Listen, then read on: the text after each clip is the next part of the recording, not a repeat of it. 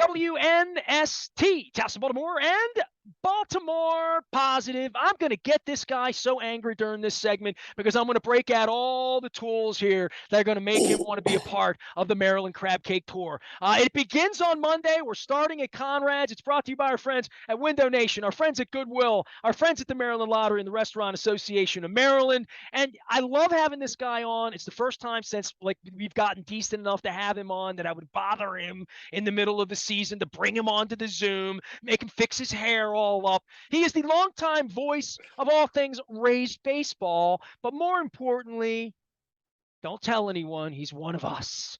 He is a local product here. I'll let everybody, I can go wiki you and give all your background and all that stuff. I would just say to you, Andy Freed, welcome home. Welcome home. How's life, my brother? It is good to hear you. I hear your voice and I feel like I'm home. So that's very kind of you. Is it my Baltimore accent? It's the Baltimore accent, man. It just, to me, it makes me smile every time I hear it because I've been hearing it since I was a little kid. That. I feel like I'm doing it wrong. No, you're doing it perfect. That's the whole point. That's the whole point. I feel like I'm home when I hear you.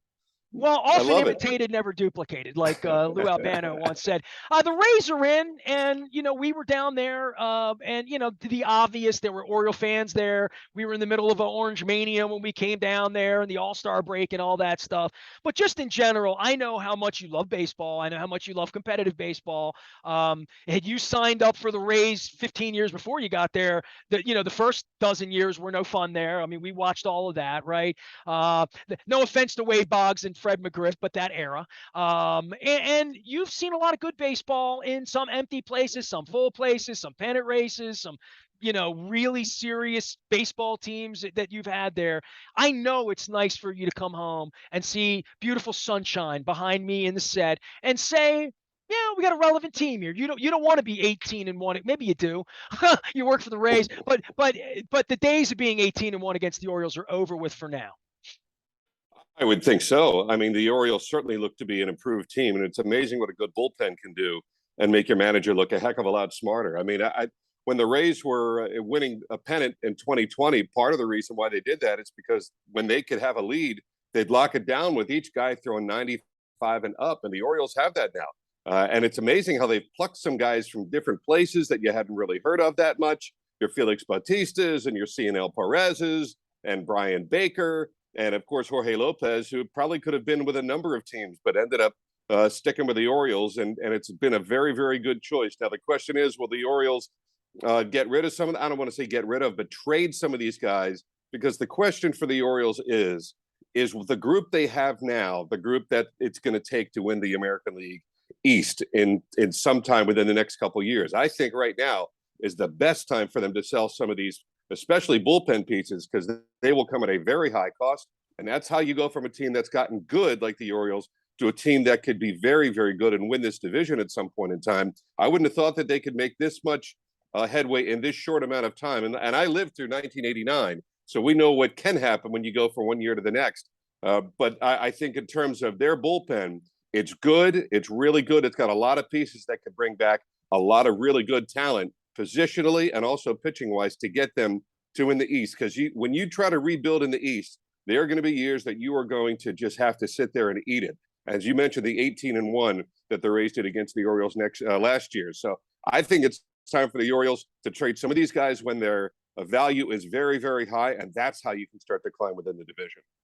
He is Andy Freed. He is our guest. I don't want to be disrespectful to your background or even to our audience who may not know who you are. Our audience that does know knows all of it. Give everybody like your love of baseball because short story long, the Babe Ruth Museum people invited me down a couple weeks ago, Keith Cavanaugh from Terrapin Times. I unearthed, when Goose died here, Tony Saragusa died, I had a bunch of pictures and memories, and I was looking for this goofy Christmas CD that he did in Indianapolis that I think it's the only copy on earth. So I'm glad I found it. It took me a lot of looking for it, but in looking for it, I unearthed my Louis Aparicio autographed baseball card collection that I collected as a kid. He signed every one of them in 1986 when we had some beers together when he was here for a 66 reunion. And they were lost for 20 years and they were found. And I felt like a kid again. Right. I mean, and this happened at the same time the Orioles go on this crazy winning streak and we're watching games and they're doing things and Rutschman's up. And there's literally for the first time, there's like this heartbeat of promise that has me on the phone with you. Right. Like I haven't called you in a couple of years because, dude, you're busy. You use your pipes all night. We're 20 and 60 when you get here. There's not much we can say and nobody's watching the games, right? And I feel it. Everybody's watching again. And I know how much you love it and you love Baltimore, and it's come back to me in weird ways the last month. And I know it's never left you, right? Your love of the Orioles baseball. Without a doubt. A lot of times what I do during when I might have a down moment or on the road is I search on YouTube and look for anything that has Chuck Thompson on it with the Orioles. I hear his voice and I flash back to being 8 years old again and going to Memorial Stadium and hearing his voice for the first time. And we shouldn't forget Bill O'Donnell also, because those two were a pair for about 16 years, and they were the Baltimore keeping Orioles. The beer cold. I always wondered. I think it was O'Donnell. I do. I think, when Chuck said, "Ain't the beer cold?" Right? That's Somebody right. had to hand him a beer. I'm thinking, I don't know. I wasn't there. I'll ask some people that might have been there.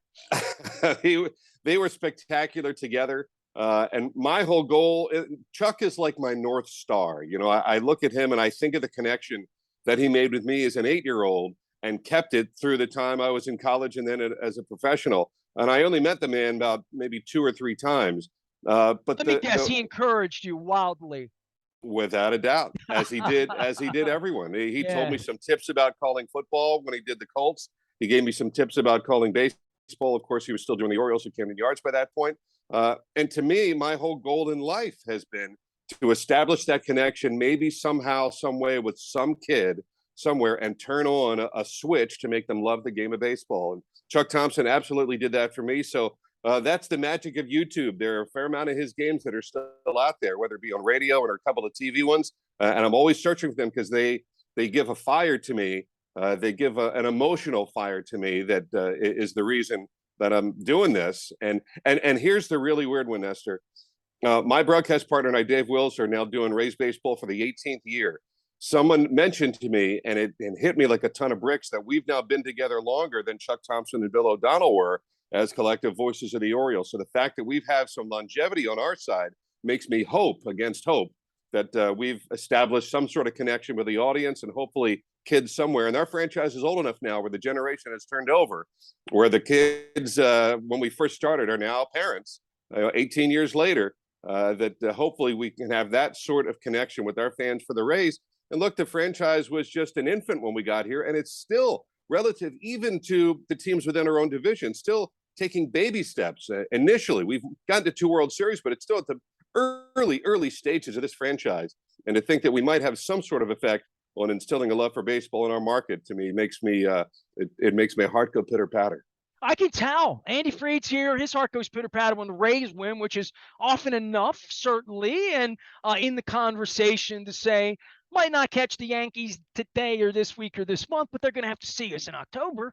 And trying to put a team together in that way. And I'll come back to the Orioles with you, but I do want to focus a little bit on your team and where they're going, because as our fortunes go, they all sort of go together. And as the Red Sox lose 28-5, and we all sit here and hold our nose and laugh or whatever, I remember a few parades up there, and I got poppied out over the weekend a little bit too, even though I liked David. Dave was very kind to me in my travels with him, but I would just say, for the division and for what Toronto thought they were going to do for 5 minutes when Encarnacion and Batista and all that, and their promise, and where the Orioles were with Buck and all of that, the reset of all of this thing always has the Rays in this, and always has them spending less, getting more, flipping over every Carl Crawford and every pitcher and whoever there, they move, they go, right? So your take on where we are right now and how the Rays can win the World Series this year, because I think they can. Well, I'll tell you what, one thing I've learned is that, especially in baseball, when they continue to lower the bar for teams to get into postseason, there is much more likely an opportunity for a team to upset. Last year, to me, for the Rays, hurt particularly because the Rays were the best team in the American League. They just were last year. year. They won 100 games. They were better than the Yankees, the Red Sox. They were better than all the other teams, except maybe the Astros. I think the Astros certainly were on that short They list. I think they cheat, were but the don't top get me two started on teams. that. I'll be going through that for the rest of my life, and I'm sure you never hear that, right? No, but what hurt so much last year was that the Rays were upset in the first round of the playoffs by, of all teams, the Red Sox. The Rays were better than the Red Sox, and the Red Sox in a short series showed that they manipulated their pitching beautifully. They got just a couple of timely key hits, and their young players played better than the Rays' young players over a 4-day span. And you walk away from that series going, my God, we were the better team, and we're done in 4 days. It was the same kind of hurt I had in '79 when I'll go to my grave saying the O's were better than the Pittsburgh Pirates. But for those 3 days, the Pirates came back and they were better in those 3 days. So to me, you don't even have to be the best team anymore. It's great to get playoff positioning, but is that really worth, all that it is for 162 games? To me, and the Rays philosophy is just get in. Just get in. You may not be the best team over 162, as we're not this year, but you may be the best team over a 4 or 5 day span, and that's all it takes. But, I remember thinking, we won 100 games, and now we're in a series with a team within our division that knows us very well, and we're tied. It's like that massive lead that we had all year is gone. And in a short span, they could be better than us over those next couple of days. So those short series are, to me, they're just heart-pounding, and they can be heartbreaking. But you look at a team like the Atlanta Braves last year that didn't even get to 500 until they were 56-56. They were under 500 until that time in early August and won the darn World Series. So to me, it's all about getting in it. And when you get in, you might get hot. You ride a couple of hot pitchers, and then you end up having a parade. Andy Freed is our guest. He's the voice of the Tampa Rays. He'll be with the Orioles here all week and then onward and upward, but always taking a little piece of Baltimore with him. I love baseball. I hate baseball. I hate baseball the most when I talk about it, and twice in the same week they bring up 1979. This is the second time. Barry Bloom brought this up. We had a Blyleven conversation, and every time I see Blyleven, he always takes the ring off, wants me to hold it and stuff. And Grant Jackson was the same thing. God bless, Grant was that way. But these things do come back to you. Sometimes on bubblegum cards from a high number 1961 Louis Aparicio that you didn't know you owned, and then you start eBaying and going on trying to find the Kellogg 71. But there is a part of being a baseball fan that winning's a part of that at this point, and being relevant. And you have a relevant franchise that has a hard time getting traction and people and fans and stadium and Tampa. And I talked to Solons about that the other day, and we can go. It's going to be necessary to save that franchise. And I scratch my head when I watch. We all do. But winning and having a product that people want to come see. They want to come see Adley Rutschman. You pound the ass of a pitcher at the end of a game and do their dance and celebrating and get the last out in the ninth inning. But it used to just be the ketchup and the mustard and the relish races, right? I mean, this is what you're selling when your team's playing 3:30 baseball, right? But when you win, all possibilities are there for growth and for really making memories, right? I mean, this is what it's about when you start to win, is get down to the ballpark and create a night that you remember, like last Saturday night with the Orioles here and the Yankees. Oh, without a doubt. And by the way, Nestor, don't let 79 still bother. Yes, it does still bother me a little bit, but I had a friend of mine, we were playing, the Rays were playing the Pirates. Oh, goodness. Well, it was at least a dozen or more years ago, because Chuck Tanner was still alive, and there he was roaming around in the press room, grabbing a bite to eat before one of the Rays Pirates games. And a friend of mine was the engineer for us. And he nudges me in the shoulders, and he goes, I dare you to go up to Tanner and say, what's it been like wearing Weaver's ring since '79? So I had a thought of doing it, but I just could not do it. But see, you were telling me that you Googled Chuck Thompson. In my spare time, when my wife and I are having a bad day and we need to laugh, I don't go to like Don Rickles, although I could, or Johnny Carson. I Google Earl Weaver and Bill Haller. Like, there's never a time. I was at that game. Were you really? Oh, I was sitting down the first baseline.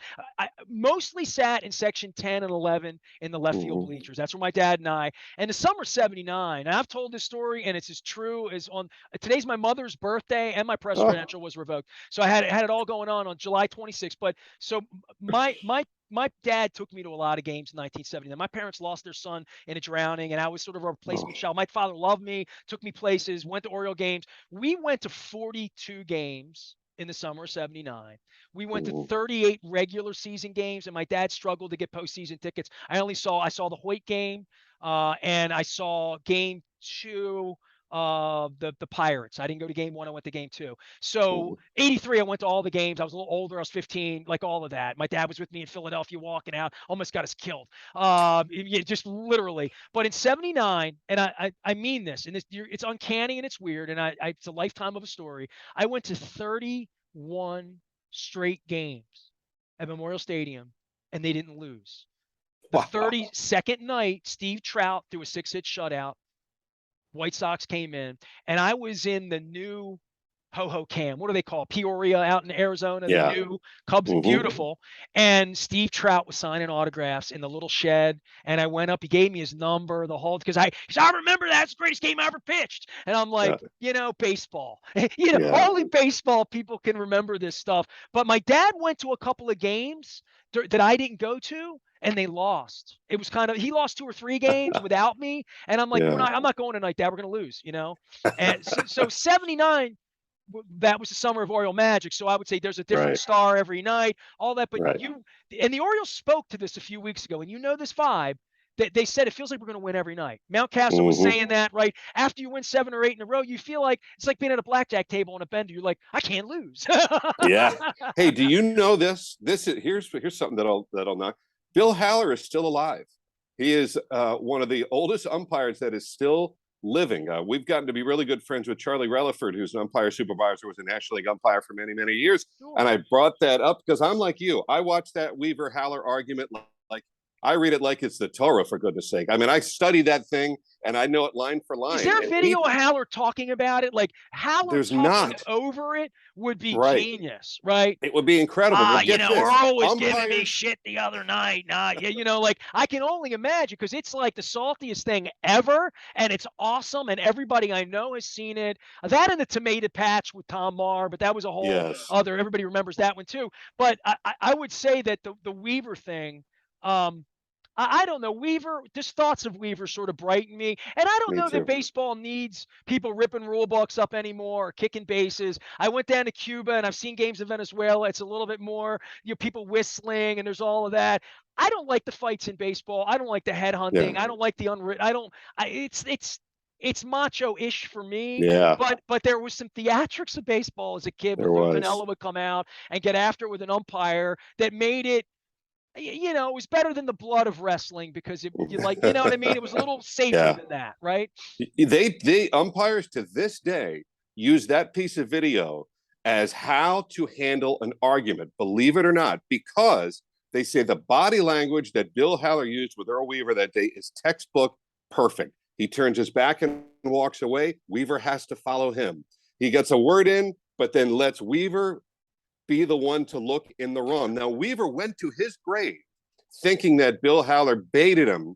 And if you notice, and you were there, it was within the first couple minutes of the game. The sun hadn't set. And Murray had his. Yes. Flanagan told me stories about that.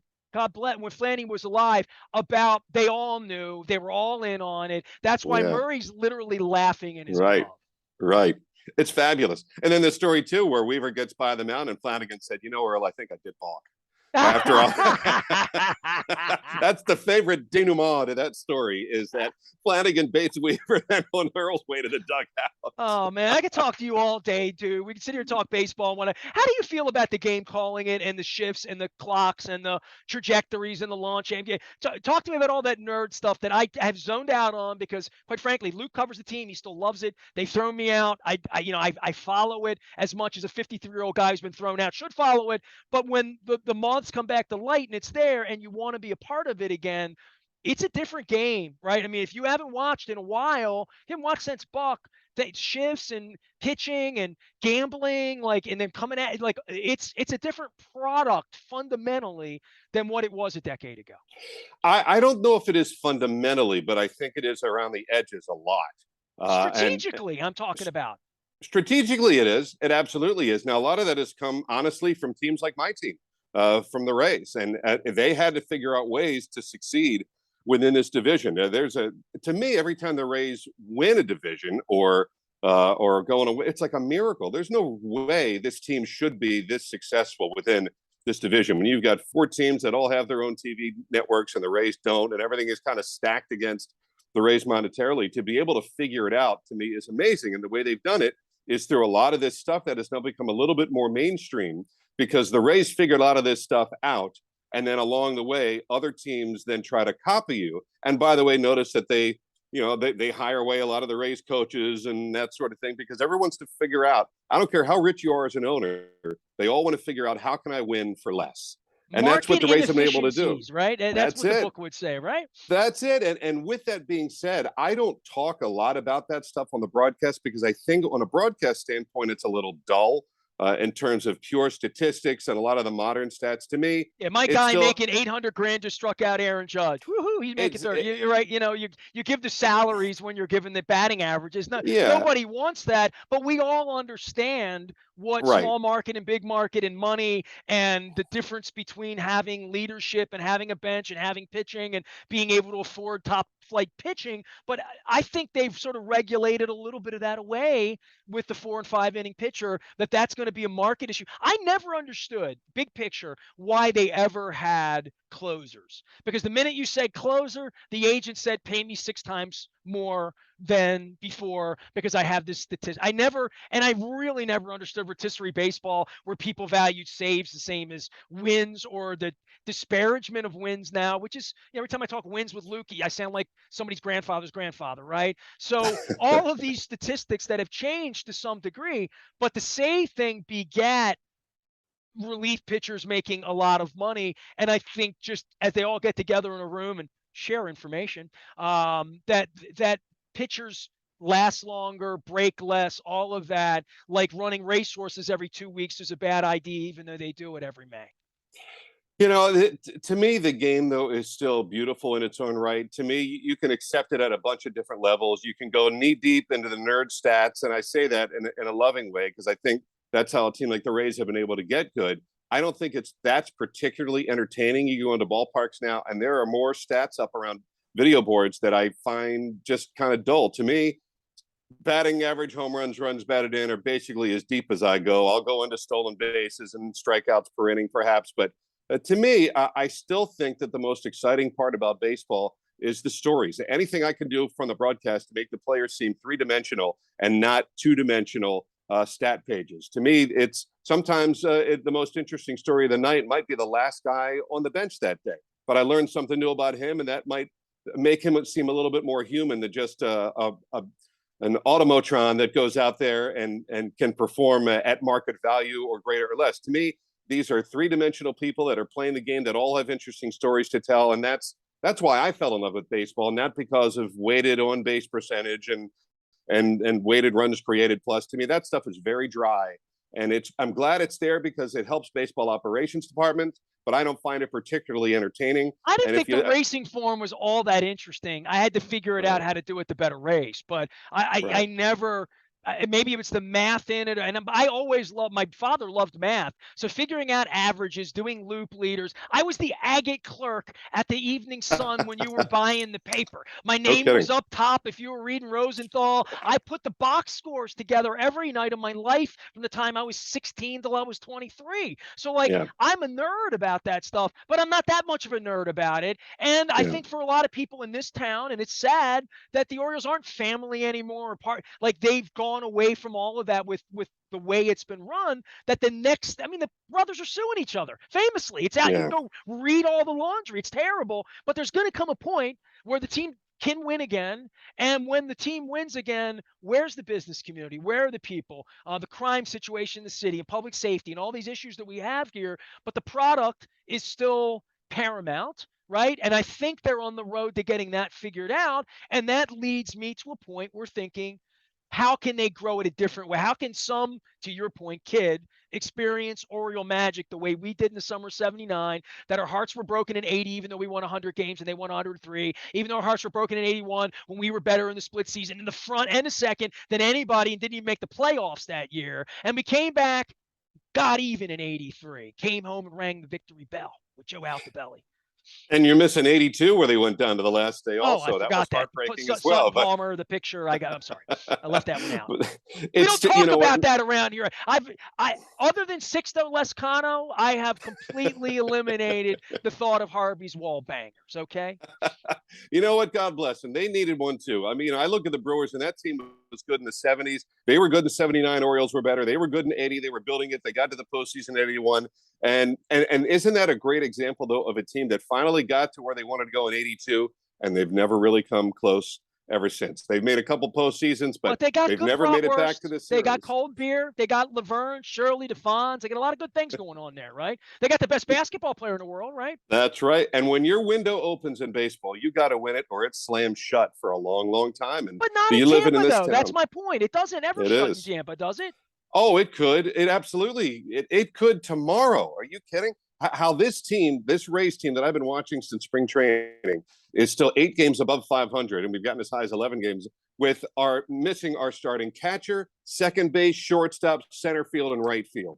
How many teams in baseball could lose those 5 starters and guys that play every day and superstars within our team? Brandon Lau had 39 homers last year, missed most of the year. Zunino, 33 homers, out for the year. Franco, our shining star, out for most of the year. Kiermaier's out for the year. Manuel Margot out until at least September. How they've been able to do it, to me, is just remarkable. So, and I don't take it for granted for 1 minute, because I've been through the years where this team wore green, and those were some miserable years. But to be able to be a perennial contender, to me, it's borderline miraculous. And look, as much as the game changes, it still comes back to pitching and defense. And the Rays probably do pitching and defense better than most other teams in the league. And that's why we continue to succeed. It's pitching, defense, and the 3-run homer. Earl had it all figured out decades ago.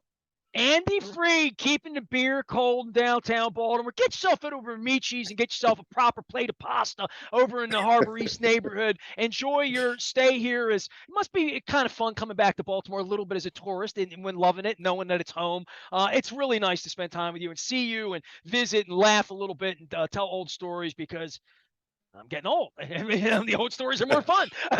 We all are. None of us are getting younger. We got to keep the flame of those 70s and 80s Orioles teams alive, because they still mean so much to me. And I'm hoping they do an anniversary for the 83 team next year. Yeah, I always tell Gary Renicky, you were my guy. Yeah. Now, I don't tell Lowenstein he wasn't my guy, but I love Brother Lowe, Yeah. So, those teams, they had an 83 reunion a couple of years ago. I was involved in that briefly. I've never really met Mike Boddicker, and that would be a little bit of a fun bucket listy kind of thing. Yeah. He was calling games for a little while. Ben McDonald does a great job too, right? So we have a nice broadcast thing going on here with you bet. And Ben has a good time out on social media as well. Take care of yourself, Andy. It's always fun visiting with you. Thanks for coming home. Same with you. Much appreciated. You do have a Chuck Thompson bobblehead, right? The talks. You have that? I never got one. I always wanted one, but I never got one. My friend, I'm going to look in the back. All right, because the little Chuck. I used to play it on the air, because and you had to change the battery under it. It said 3 things. It said, "Go to war, Miss Agnes." It said, "Ain't the beer cold?" And it said something. I don't know what the third one was. And the Orioles win the World Series.